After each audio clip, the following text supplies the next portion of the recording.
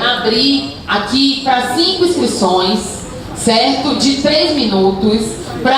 Vamos dar aquela moça ali, ó, do lado, certo? 5 inscrições bem rápidas, porque esse é apenas o primeiro de 8 painéis que nós vamos ter, debatendo essas questões vinculadas à gestão da diversidade no mundo do trabalho. Então, já tem uma primeira pessoa ali, certo? Que já pode se dirigir ao microfone, certo? Eu aviso com 1 minuto para concluir, porque a gente tem que concluir aqui.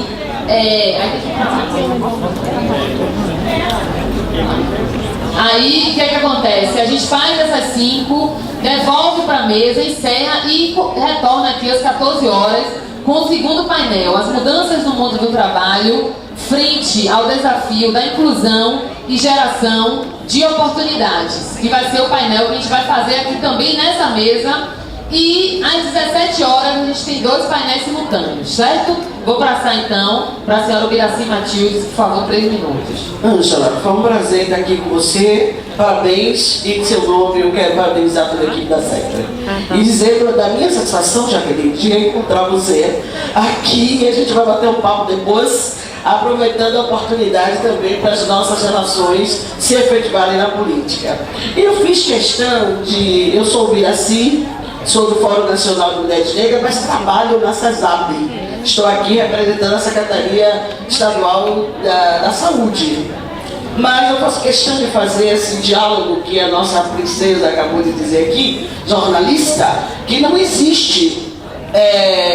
Não é antagônico você estar na instância de empresa ou instância pública e se identificar como militante, como ativista, porque existe essa dicotomia desnecessária. Mas eu me inscrevi aqui para dizer para todos vocês a necessidade, em todas as falas, dizendo que é necessário que vocês introduzam na fala de vocês, que é o que eu faço cotidianamente, a questão do racismo institucional.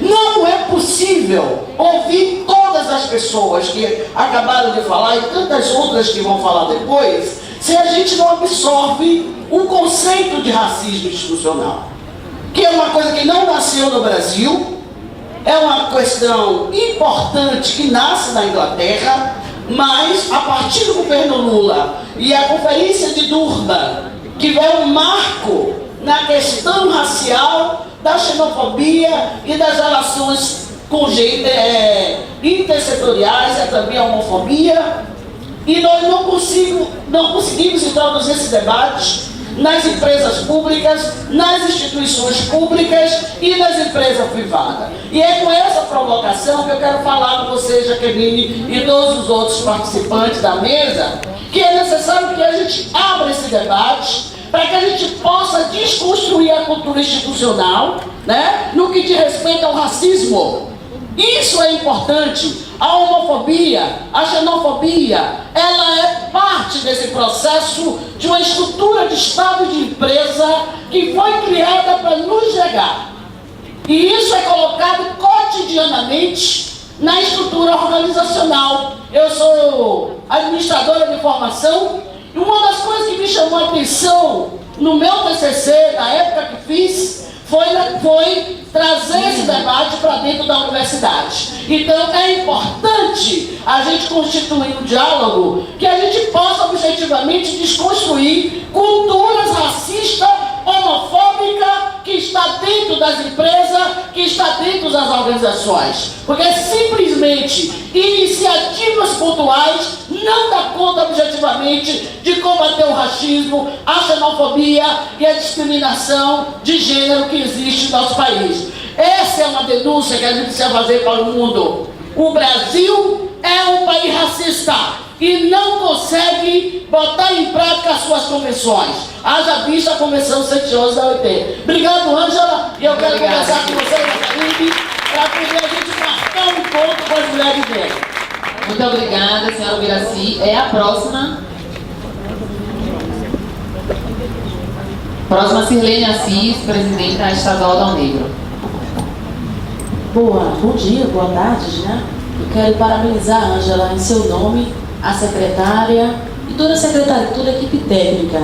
Parabenizar a mesa por este evento importante e dizer que é importante que essa agenda entre na agenda do Estado.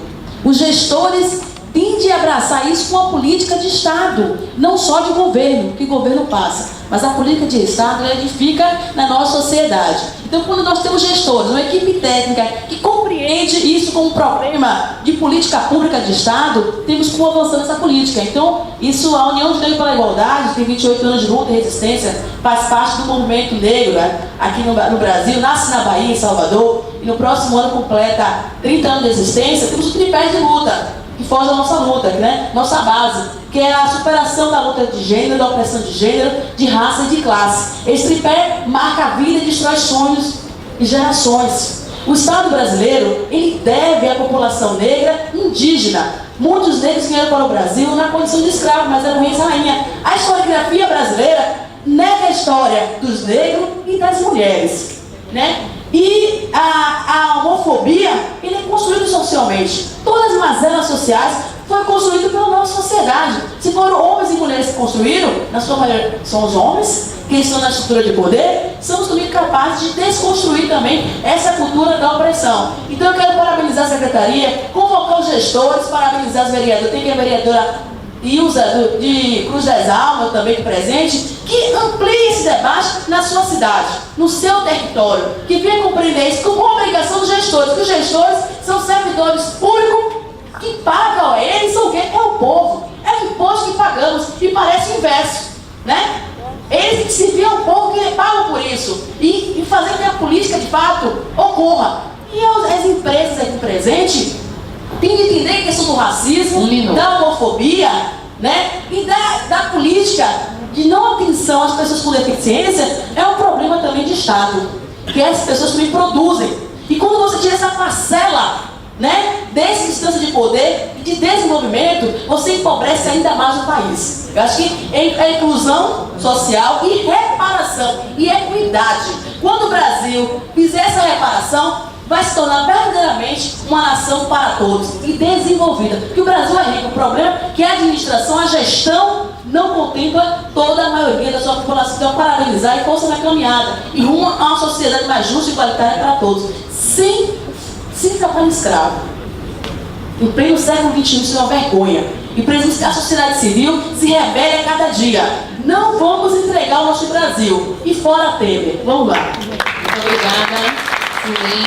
Em seguida, eu convoco para fazer a sua fala a senhora Lara Lopes, é uma moçambicana, está a convite aqui do nosso fórum, né, do programa Estou Refugiada e conselheira da ONG África do Coração. Quero agradecer muito, querida Lara, a sua presença e de pronto passar para as suas colocações.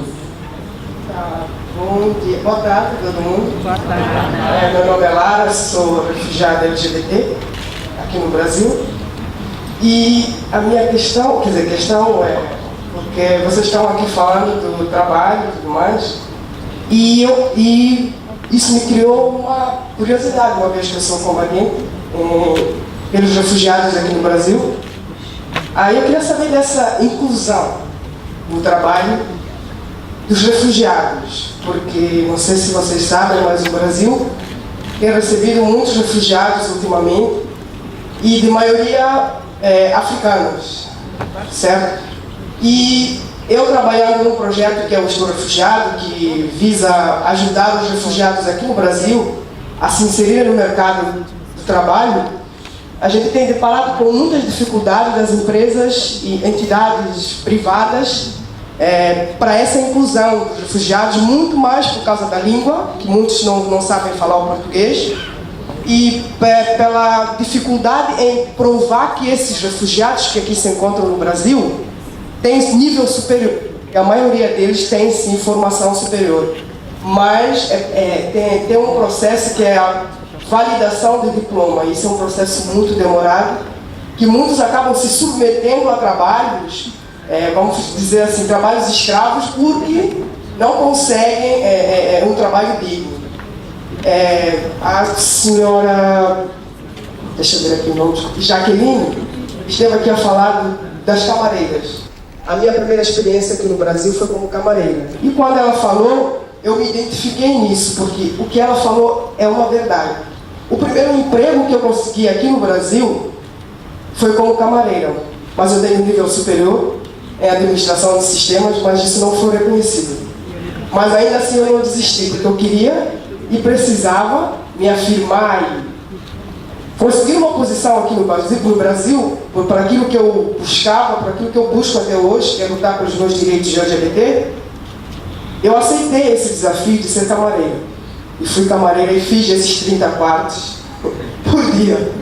Então, eu só queria saber da mesa se o refugiado pode se enquadrar no tema que foi aqui debatido hoje. Obrigada. Muito obrigada, querida Mara. Colocou uma questão de extrema importância. Eu vou passar agora para a militante do Movimento das Pessoas com Deficiência, né, a nossa querida Cristina Gonçalves, que já está com o microfone para também ter uso da palavra por 3 minutos. Bom dia a todos e a todas. A questão da pessoa com deficiência, ela é transversal. Aqui na Bahia nós somos 25,7%, quase maior do que o índice nacional, quase 26% de mulheres ou de pessoas com deficiência, sendo que a maioria mulheres e negras. A gente sabe que a tecnologia assistiva é uma grande porta aberta para o mundo do trabalho. E como todos nós sabemos, quem trabalha, e como o NET que trabalha com a agenda do trabalho decente, muitas vezes a pessoa com deficiência ela é acolhida nas empresas e pela questão das cotas, o cumprimento de cota. E hoje a gente até ri, porque muitas vezes a pessoa com deficiência é acolhida pela empresa e é oferecida a ela um banco, ela passa a ser um bancário. Ou seja, ela fica sentada no banco o dia todo, porque vem sendo vista que aquela pessoa não tem na cabeça das pessoas que empregam, não tem escolaridade, ela não tem possibilidade de acessar nenhum tipo de trabalho, e para isso você tem que estar se comprovando e mostrando todo o tempo que você é capaz. Porque nós estamos nas questões LGBT, negras, mulheres, estamos em todas as partes, porque nós somos transversais. E a gente entende que, como a Microsoft já tem esse trabalho com deficiência, a gente não entende por que todo material de computador ele não já vem com tecnologia assistiva.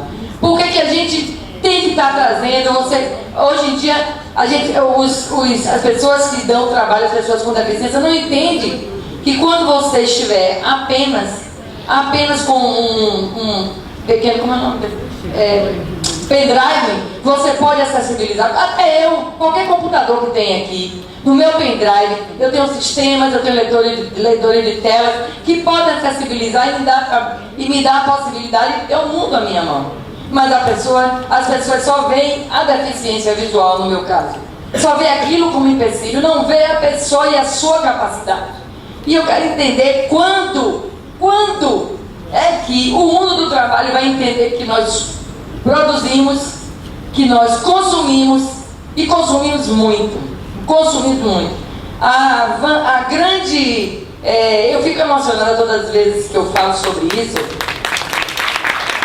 porque eu tenho um grande número de amigos capazes, graduados e que estão por aí se submetendo a um BPC, que hoje é uma política, sim, de acesso, porque sem ela, nós não teríamos capacidade de nada. É uma política criada pelo governo Lula, que traz, aliás, várias políticas criadas pelo governo Lula, que nos traz ascensão social, mas nós não precisamos disso. Nós precisamos ser acolhidos como pessoas que somos. Precisamos ter espaço na vida como todo mundo. Como todo mundo. Eu faço parte do Conselho Estadual de Direito da Pessoa com Deficiência, nosso presidente está presente, e nós lutamos, e parece que nós enxugamos gelo, porque é a vida inteira É muito interessante, como Jaqueline falou, ou Monique falou, você ter uma pessoa com deficiência e você está incluindo, você não está incluindo. Você está usando a imagem daquela pessoa para dizer que faz presente a inclusão. Isso não é inclusão. A inclusão está em todas as partes, em todos os momentos, de igual para igual para todos. Não é possível que você tenha uma empresa onde você não coloque uma rampa, que você não tenha um banheiro, inclusive isso é o mínimo. É o mínimo para que uma pessoa com deficiência tenha dignidade. E capacidade temos sim. O que falta, o que eu sempre falo, que a diferença para a pessoa com deficiência e para o deficiente é a oportunidade. E é isso que nós queremos para a sociedade atual. Muito obrigada. Muito obrigada, querida Cristina. Trouxe aqui demandas, né, do segmento das pessoas com deficiência que são de extrema relevância.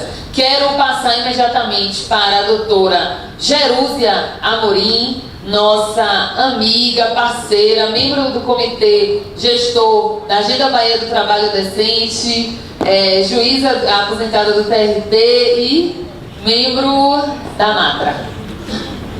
Bom dia a todos. Eu não poderia deixar passar em branco a oportunidade de me dirigir a todos vocês, falar da satisfação, da alegria imensa de estar aqui presente neste fórum, que quase poderíamos chamar de fórum de mulheres, os homens que me desculpem, mas quando os homens se engajam na luta das mulheres, eles também se fazem mulheres no melhor dos sentidos e não só do gênero. E agradecendo essa oportunidade de estar aqui, parabenizando a Secretaria do Trabalho, através da coordenadora da Agenda Bahia do Trabalho Decente, doutora Ângela Guimarães, que tivemos o prazer de conhecer e passar a admirar, dessas pessoas que acrescentam e somam nas nossas vidas. E para dizer para vocês que o Tribunal Regional do Trabalho e a Associação do Juiz do Trabalho da 5ª Região da Bahia também tem uma responsabilidade muito grande nessa questão da diversidade do trabalho. Nós entendemos que os magistrados do trabalho não se limitam a realizar audiências e a proferir sentenças em suas decisões. Todos os juízes do trabalho têm a consciência de que a nossa luta também é pelo direito ao trabalho. Nós aplicamos no nosso dia a dia, no nosso trabalho, um direito material chamado direito do trabalho. Mas, sobretudo, doutora Ângela, nós defendemos o direito ao trabalho, o direito à educação, o direito à cidadania. E é isso que nós estamos vendo aqui neste fórum, nessa discussão. Nada mais, como acabou de falar a nossa companheira, o direito ao respeito, o direito à dignidade humana, o direito à cidadania. É essa também que é a luta do juiz do trabalho. Porque quando as demandas chegam às nossas mãos nas mesas de audiência, o litígio já se estabeleceu. E essa é a pior fase, é a fase que nós não gostaríamos de ver. Porque no que nós gostaríamos de ver era que todo cidadão, todo brasileiro tivesse a igualdade de oportunidade. Sejam eles brancos, negros, portadores de deficiência física, seja qual seja a sua orientação sexual. Enfim, que cada um seja visto pela dignidade que cada um deve ter. Nós, da Justiça do Trabalho, Magistrado do Trabalho, integramos alguns fóruns aqui na Bahia, como o Fórum de Fomentação do Trabalho e da Aprendizagem, como o Fórum Estadual de Erradicação e Prevenção do Trabalho Infantil. Temos na nossa associação a Comissão de Direitos Humanos, enfim, diversos instrumentos que utilizamos para que no nosso dia a dia nós possamos estar juntos nessa luta, que é a luta de todos nós. E dizer para cada companheira aqui que no mundo do trabalho, no local de trabalho, nós, mulheres, negras, deficientes físicas, sofremos um acidente de trabalho, somos os primeiros visados a sermos discriminados no ambiente de trabalho. Então, que as empresas, os representantes que aqui estão, possam refletir sobre isso. E eu falo com a tranquilidade de quem foi casada com deficiente físico, que tem uma mãe acamada, tem uma prima que é tetraplégica, e é sobretudo negra, e honra-se por ter essa etnia e estar aqui com vocês. A luta é de todos nós pela dignidade da pessoa humana. Muito obrigada, doutora Jerúsia. Quero passar ad contínuo para a última representação aqui última intervenção desse bloco, nem dessa manhã também, o senhor Flávio José, 3 minutos, por favor. Obrigado aí, gente. Eu vou falar um pouco da parte humanista do ser humano, né? A gente vive numa condição muito precária, assim, né? Acontece como o nosso representante falou, que tem assim, quantidade de vagas. Parece que o direito do ser humano, né? Direito ao trabalho, ao emprego, parece que virou uma parte obscura para os negros ou para outras etnias, né? Isso descaracteriza o quê? Parecendo que as pessoas têm que ter aquela noção de falar, tanto por cento para negro, tanto por cento para homofóbico ou para outra entidade. E não, é um direito humano de todos ter isso. É um direito adquirido do ser humano. Então, o que é que a gente pode fazer de diferente? Uma coisa que eu acho muito bonito foi do representante da Microsoft, que já faz um trabalho voluntário que ajuda muito essa edificação. E que a gente tem que ter isso mesmo, mudar o conceito da nova tendência, né? Que é o social, o impacto social. Esse impacto a gente tem que voltar para as classes menores, porque eles próprios têm suas dificuldades de querer ser inserido. Eu vejo muito aqui em Salvador ou em Candeias, onde eu moro, que as pessoas acham que não devem ir para certos bairros ou para certas comunidades porque é perigoso, porque isso aí, gente, é a parte de ir e vir de todo o ser humano, de toda a raça humana.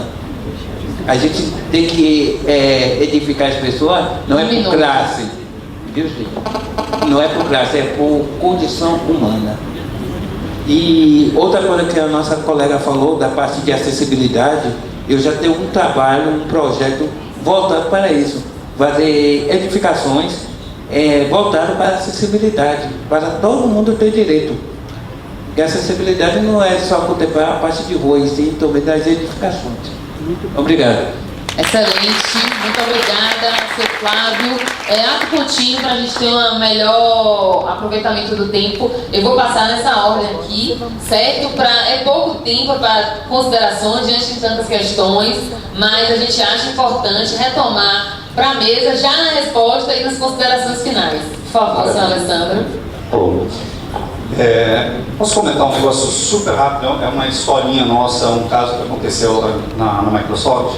A gente tinha um rapaz que é cego, trabalhava lá com a gente, e ele abriu-se a parte de segurança lá, brigada de incêndio e tal, né? Então chamaram voluntários para a brigada de incêndio. E ele pediu para entrar na brigada de incêndio lá do time da Microsoft. Ele começou a ter uma certa dificuldade, porque as pessoas não respondiam para ele. O pessoal do RH não respondia, ninguém respondia, ele cobrava, o pessoal dava uma enrolada e tal. Até que um dia uma pessoa do RH chegou e falou assim: olha, Cássio, eu queria comentar aqui com você, né? Tava todo mundo assim meio receoso de falar, mas é que como você é cego, acho que não é indicado você vir para a brigada de incêndio. E aí ele comentou o seguinte: vocês estão colocando a deficiência na frente do profissional, a deficiência na frente da capacidade das pessoas. Sabe por quê? Porque se tiver um incêndio no prédio e acabar a luz, a única pessoa que sai sou eu.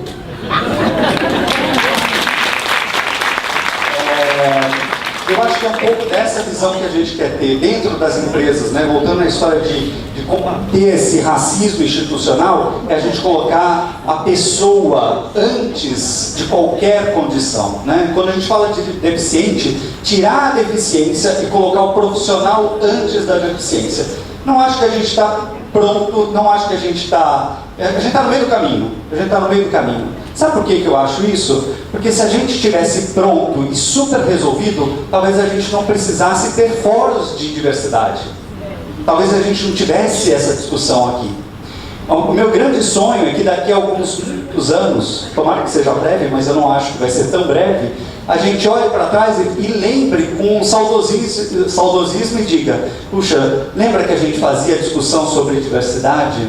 A gente precisava fazer essa discussão? A gente precisava falar sobre inclusão das pessoas, que a gente puder, espero que a gente chegue num momento em que esse tema seja parte efetiva do nosso dia a dia, das nossas empresas. Não só para a Microsoft, mas para qualquer outra empresa aqui.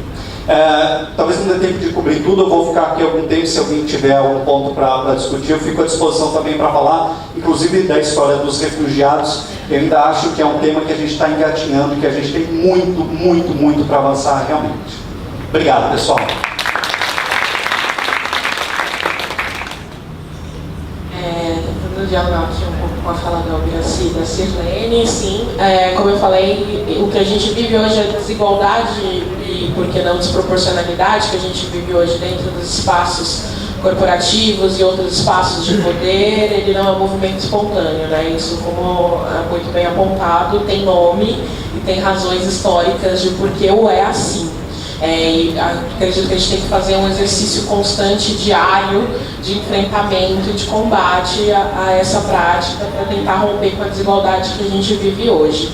Com relação, acho que até vale a pena fazer um ressalva, considerando que o público que a gente vai ter aqui, inclusive ONU Mulheres, a gente está no movimento da implementação dos Objetivos de Desenvolvimento Sustentável da ONU, né? A Agenda 2030, e a Agenda 2030, apesar de ter um quadrante específico para gênero, ela não tem um quadrante específico para raça. Então, a raça está ali dissolvida dentro de um elemento de combate à desigualdade, mas para vocês verem o desafio que a gente tem a enfrentar, né? Nem na agenda global, o combate ao racismo ele entra como um eixo separado de enfrentamento. Então, o nosso desafio, quando está falando da pauta de raça, é ainda maior. Aproveitando também a presença de tantos gestores públicos aqui, acho que é interessante a gente fazer esse movimento de olhar a cadeia de fornecedores também da gestão pública, né? As empresas que participam dessas dinâmicas de contratação, de licitação, ver que tipo de políticas essas empresas estão implementando, qual é o perfil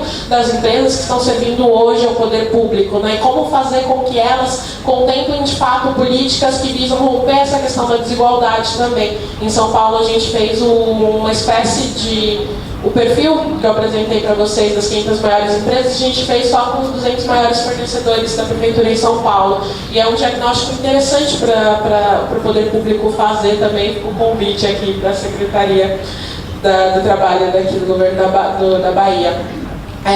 Com relação, Lara, ao apontamento da Lara Lopes sobre a questão de refugiados, eu coloco não só refugiados como migrantes também, esse é um dos maiores desafios hoje, assim, desde 2013, eu acredito, quando aconteceu todo o deslocamento do Haiti para o Brasil, e o Brasil viu que não estava apto para atender a demanda enquanto políticas públicas desse fluxo migratório de refúgio, que fez com que o Brasil se tornasse um importante ator aí dentro do mapa para recebimento desses fluxos. A gente está tentando trabalhar para o desenvolvimento de políticas nessa área. Isso ainda não atingiu os setores corporativos. Eu acho que é muito urgente a gente começar a discutir como essa pauta da migração e do refúgio vai ser desenvolvida dentro desses espaços também. Eu tenho como exemplo o Pacto Global, né, que é uma das organizações da ONU que fez um documentário recente sobre isso, inclusive, e a gente, enquanto Instituto Etos, a gente está vendo como desenvolver, começar a fomentar práticas empresariais nesse sentido de migração e refúgio. Depois também me disponibilizo a conversar melhor com vocês. Gente, eu não querendo me alongar muito também, né? Mas eu queria novamente agradecer e fica aqui isso, assim, a gente está com um desafio muito grande na mão e, como muito bem colocado nessa mesa, a diversidade ela não pode ser só um panfleto, né? Ela tem que ser algo que deve ser fomentado para a redução e, por que não, eliminação de todas as desigualdades que a gente está vivendo hoje na nossa sociedade. Também me disponibilizo aí para trocar um papo depois da mesa. Obrigada. Muito obrigada, Sheila. Vou passar imediatamente para a Jaqueline Leite, em seguida para o senhor José Vicente. Eu vou ser bem rápida. Lara, minha amiga, complicado. A gente teve uma experiência muito importante no sul do Brasil com os frigoríficos, que foi a vida dos haitianos. Foram levados para os frigoríficos e o problema que tivemos foi que não havia uma aproximação, primeiro o racismo que tem no Sul com relação aos haitianos porque são negros, certo? Esse foi o primeiro problema que nós tivemos dentro dos sindicatos para trabalhar essa questão. Segunda questão, todos eram formados, médicos, engenheiros, enfim, e estavam trabalhando nos frigoríficos em condições piores do que as condições que nós vimos aqui dos brasileiros. Porque como eles não entendiam a língua, como eles não entendiam as regras, na realidade eles ganhavam menos do que os brasileiros, eles viviam em situação muito mais precária do que os brasileiros que já, logicamente, já tinham o seu meio social, enfim. Então eles tiveram muitos problemas, além do que tem que pagar para aqueles que financiaram a viagem deles para cá. Então tem todo um entorno com relação a essa migração e a aceitabilidade. E todo mundo lindo, porque os frigoríficos aceitam. Aceitam de maneira que exploram muito mais essas pessoas, e a gente tem que rever sim a questão da migração, porque é um dos pontos mais importantes que se trabalha no mundo. Estive há muito poucos dias na Tailândia, onde se trabalhou essa questão da migração, que é a migração está cada vez mais sendo feminina e cada vez mais precarizada. Então você tem toda a razão e você sabe muito bem o que é limpar 30 quartos por dia. É estonteante, isso aí é absurdo. E me chegou uma pergunta que eu vou falar muito brevemente, sobre as creches. Perguntou qual a participação das empresas nas creches. Isso tem toda uma regulamentação, tem que ter tantos empregados. Agora, o que se percebe é que cada vez mais diminui o número de mulheres que estão na idade de reprodução, ou seja, mulheres que engravidam e tal, está diminuindo bastante pela questão da obrigatoriedade de ter uma creche dentro de uma fábrica ou dentro de um lugar onde tenham mais de tantos trabalhadores, enfim. É um problema muito sério, as mães muitas vezes têm que deixar os filhos em casa sozinhos. Isso traz outros problemas. Nós tivemos um caso de uma mãe que não queria que os filhos saíssem de casa, ela não podia trancá-los dentro de casa, então ela levava e era um problema porque também não podia levar, a mãe quase foi presa. Enfim, esse problema é muito sério e ainda não tem uma solução e geralmente são mães que são chefes de família. Então a creche, a questão da maternidade é uma questão muito séria que não tem como resolver ainda, mas isso é um caminho. Acredito que esse fórum seja o primeiro fórum de muitos, né? E que, na realidade, o que a gente coloca, a gente quer mais trabalho, a gente quer mais condição de decência dentro desse trabalho. Não é um trabalho contra as empresas, senão é um trabalho junto com as empresas. Nós temos que encontrar um caminho, porque se o trabalhador e a trabalhadora está feliz, está trabalhando bem, dentro do seu limite de produção, obviamente essa empresa vai ter muito mais lucro. Obviamente essa empresa vai ter muito mais rendimento. Então acho que esse é o caminho para a gente conseguir chegar num equilíbrio entre o trabalho, a empresa e, logicamente, o governo, para ver se faz esse meio de campo. Muito obrigada pela participação de todos vocês, de todas vocês e pelo convite, obviamente. Muito obrigada. Bem, a Ubiraci, na primeira pergunta, ela nos questionou por que nós não falávamos sobre o racismo institucional, né? E talvez o nome de todos eu possa tentar sintetizar que o que nós estamos fazendo aqui é justamente isso. Aliás, o fórum só foi instituído para que nós pudéssemos vocalizar, não é, esse racismo institucional que se manifesta de várias formas e que nós precisamos estar fortalecidos, não é, para tentar superá-lo e para combatê-lo. E o que nós estamos apresentando aqui é justamente meios, mecanismos, ou de que maneira a gente pode se fortalecer para fazer isso. Eu penso que é esse o propósito de todos nós aqui nessa mesa, principalmente o meu também. Agora eu quero chamar a atenção de todos nós de que quando se fala, ou nós falamos a diversidade como uma ferramenta de inclusão, e que por conta disso ela tivesse quase que a obrigatoriedade de dar conta de todos os antecedentes, de todas as distorções desses temas de inclusão, de oportunidades nas empresas, em nenhum momento nós podemos deixar de saber e de praticar que isso é só uma ferramenta, porque atrás dessa ferramenta talvez tenha o pressuposto central, que é direitos, né? e luta pelo direito, ou a necessidade de fazer com que o direito seja efetivado, é uma luta política e também é uma luta jurídica. Então, quando a doutora Gerúzia trouxe a informação de que o ambiente jurídico e pode ser um parceiro desse tema, nós reforçamos a necessidade de que o ambiente jurídico, que esteve aqui representado, o Ministério Público, a magistratura, a defensoria, precisa ser um parceiro para fazer com que a lei já está posta. As leis já estão todas aí. O que nós não conseguimos é implementar essas leis. Então, seja essas leis constitucionais, mas fundamentalmente nós estamos falando de um direito subjetivo constitucional.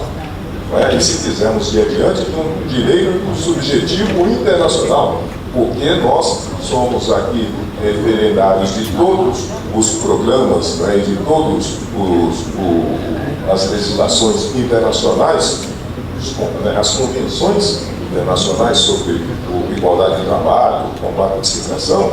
Então, esse é um direito subjetivo planetário, e todos nós precisamos trabalhar para torná-lo realidade. E a diversidade, então, ela não tem nem essa obrigação de fazer, e ela nem resolve o nosso problema. Nós precisamos trabalhar para que todos tenham os direitos iguais e as oportunidades iguais. E se a diversidade puder ser um caminho para fazer isso acontecer, melhor ainda. E parece que ele está se constituindo enquanto isso, primeira coisa. Mas o que nós fazemos aqui, penso eu, é procurar esses caminhos. E depois, o problema do refugiado e do imigrante.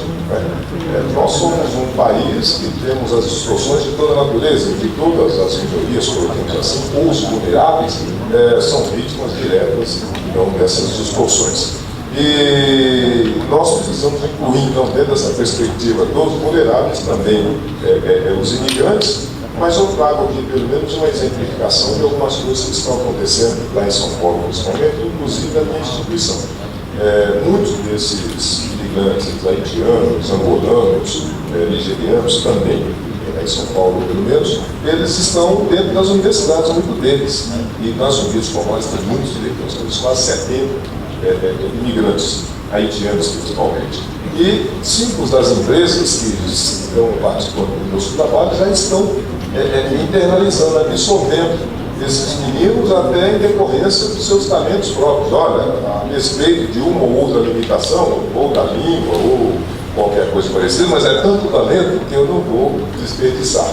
Então, eu acho que até por conta disso, o programa pode ajudar bastante a atender minimamente essa necessidade que está colocada. E, ao final, mas eu acho que está contemplado em todas as perguntas que aqui passaram, talvez essa perspectiva precisa ficar clara para a gente. Fazer essa mudança não é necessariamente uma obrigação da empresa, pura e simplesmente. Fazer essas mudanças é uma obrigação de todos nós brasileiros. E por conta disso, nós precisamos entender que nós vamos precisar estar juntos e fortalecidos e que nós vamos precisar construir caminhos para fazer isso. Então, é esse o motivo da nossa reunião nesse momento. E a gente pode ser extremamente bem sucedido se nós talvez usarmos as melhores armas que temos nesse momento. Então, o fórum pode usar a melhor arma que tem nesse momento, que é a compra governamental.